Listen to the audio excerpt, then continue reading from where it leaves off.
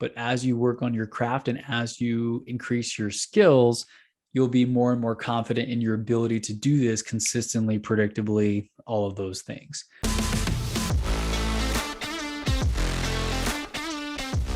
Hey everyone, welcome to the Entrepreneur Motivation Podcast. I am your host, Chris Bello with chrisbello.com. Today's episode, we're going to be talking about, do you have a money printer? And I'm not talking about printing real money and, inflation's bad and all those things. So don't do that. But to me, being able to generate new income and opportunities for yourself is more of a skill. That's what I'm going to be talking about here today. And it's something that doesn't just happen overnight. You can't just go out and assume you're going to make money. I had a guest on the show previously, Chase Tuning, and I remember he was talking about how for fun, sometimes he'll just go out and be like, how can I make an extra $2,000 today or $200? Like, he'll make a game out of it. And that is really cool. That's exactly what I'm talking about when I think about money printer. Having the skill set and the belief in yourself and in your abilities to do that doesn't just happen overnight. It's the self-doubt from people who've never done it, making your first dollar online, making your first sale to a stranger. That can be extremely difficult. And you probably believe it's not possible until you see it for yourself that it is possible and you make it happen and you break that belief for yourself. So everything you do, failure or success, helps you sharpen the axe or sharpen the saw. And you do get better every time. And over time, the longer you do something, the more competent you become. So if you can develop your high ticket skills, your things that bring value to the world at scale or bring incredible value to a few people, for example, that is exactly what you need to work on in order to be able to generate money on demand and on command. And something to remember is that the best investment you can make is in yourself. I've heard it time and time again. You can invest in things like real estate or crypto or the stock market or even in startups. But at the end of the day, the best bet is you, because if you can invest in knowledge, if you can invest in mentors, you can shortcut the amount of time necessary to learn a certain skill and to get a certain result. You've probably heard it before that if people such as Elon Musk were to lose it all, they'd be able to build it all back and possibly even more. You can take it all away, the car, the house, the success, the fame, the toys, the stuff, and they can build back. It's a money printer. They've been there before. They acquired the skills necessary to get to a certain level. And now they have the belief that, hey, I've done it before, I can do it again. So do you have something like this in your life? Do you have a skill that is a money printer for you, that you can generate opportunities, new income, new connections confidently and consistently and somewhat predictably? I'm working on the predictably part.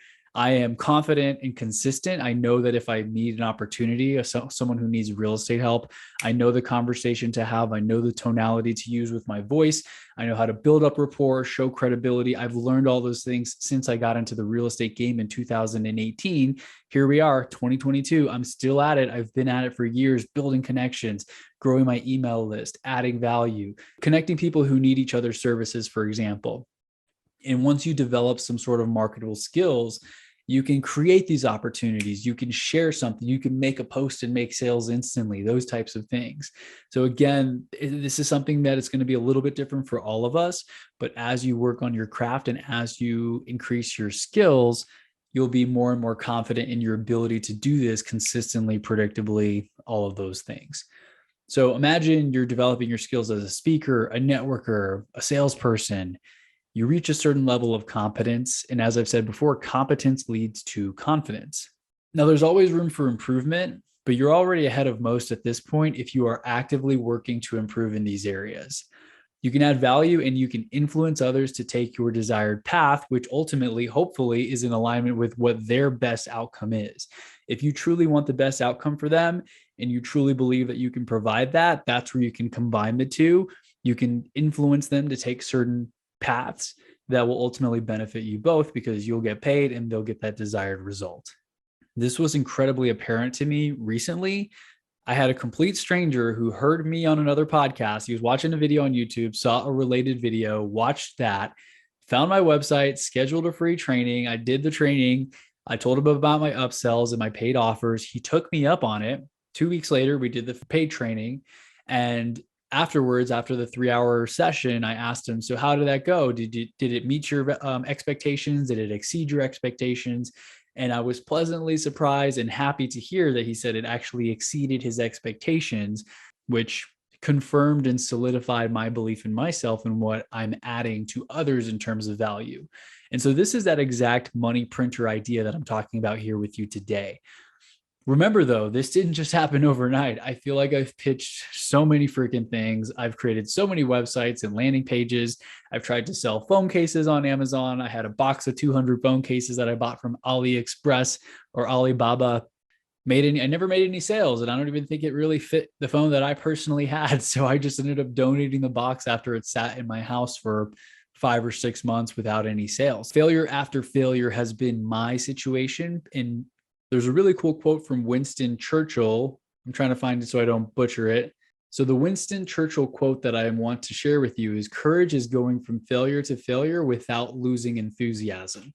If you remember when I had Bradley Roth on the show, he was talking about how he kept on failing consistently, failing fast. And it was kind of amazing that despite all the failures, he kept up with it. He kept his motivation. He kept pushing, because so many times when we fail, it's frustrating and we get tired of failing over and over again without seeing results that we desire. So sticking with something far after the excitement has faded, that is a challenge that we all have to push through. We just have to remember that, it's going to be like that light bulb moment. It's going to take 10,000 failures to create that light bulb in our lives, whatever it is that we want to do. It's going to take time. It's going to take effort. Nothing ever really works out on the first try. So I just wanted to share that personal example, that it was such a cool feeling to have a complete stranger book a free training, take me up, send over the $500 payment via Stripe and all of that. And I kind of almost was in disbelief. I'm like, is this for real? Is this guy going to actually show up? Is he going to actually pay? Is he going to find it valuable? Is he going to try to request a refund afterwards? Like, those were all the questions that I had. I by no means as far as I want to be, but I am pretty excited for the future and for the opportunities. And as I've said before, competence leads to confidence. I made a whole podcast episode on that.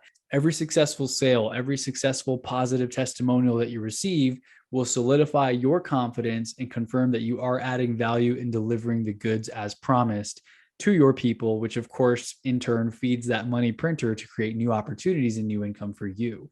Now, you may not have this confidence just yet if you are just starting off, or maybe if you're trying something new that you've never done before, that you have no experience in, but stick with it, test things out, make some offers, see how things go. You may make some offers and nobody takes you up on it. You may have an offer where someone takes you up on it and you make an amazing sale.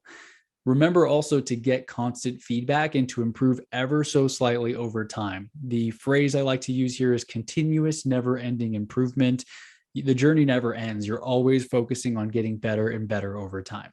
And remember, again, that skills stack. They don't just go away, but you do have to brush up on them and stack on them consistently.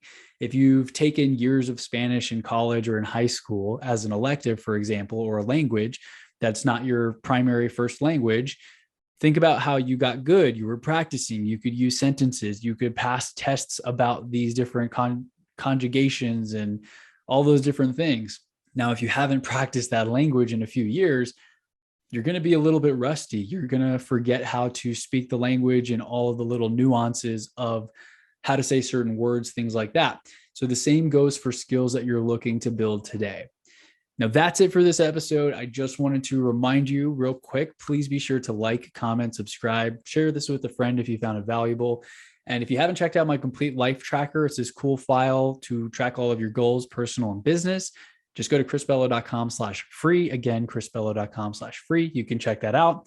And if you have any questions or anything or comments about this topic, be sure to comment in the YouTube section, the comment section of YouTube in the video below, and I will get back to you as soon as I can. So with that said, thanks once again for your time. I look forward to catching you on the next episode, and we'll talk soon.